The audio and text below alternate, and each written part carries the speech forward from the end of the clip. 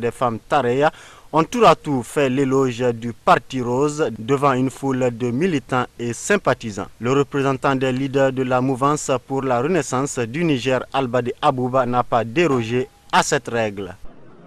Nous pouvons constater aisément que le PNDS, qu'on le veuille ou non, qu'on l'aime ou qu'on ne l'aime pas, est le parti qui a gardé toute sa stabilité et toute sa conscience. Dans son allocution, Bazoum Mohamed, président du bureau exécutif national du PNDS Tareya, s'est réjoui des réalisations et actions de développement du gouvernement de la 7e République avant de s'appesantir sur la question sécuritaire.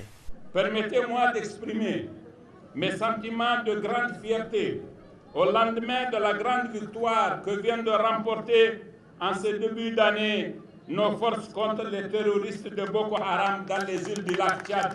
Puis au plan politique, Bazoum Mohamed n'est pas resté sans évoquer les péripéties observées entre l'opposition et la majorité née du code électoral. Le débat entre les partis de l'opposition et le gouvernement reste toujours marqué par les mêmes comportements, comme si nous étions condamnés à tourner en rond. Pourtant, les choses dans la réalité ont bien avancé et la raison commande qu'il en soit pris acte.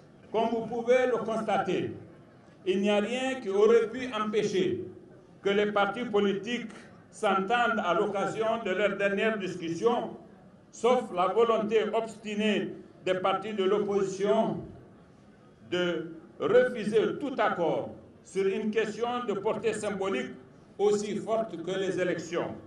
C'est cela qui explique leur participation tardive à ces discussions. N'oublions pas qu'ils les avaient boycottées au départ.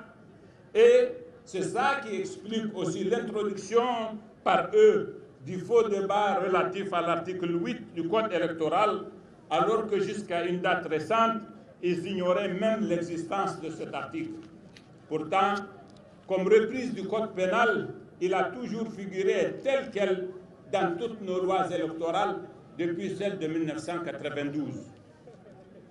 En ce qui nous concerne, nous participerons à la prochaine réunion du CNDP que convoquera M. le Premier ministre.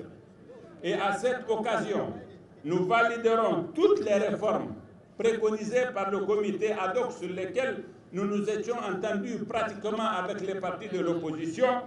Un meeting marqué par la présence des deux premières dames, du président de l'Assemblée nationale, du Premier ministre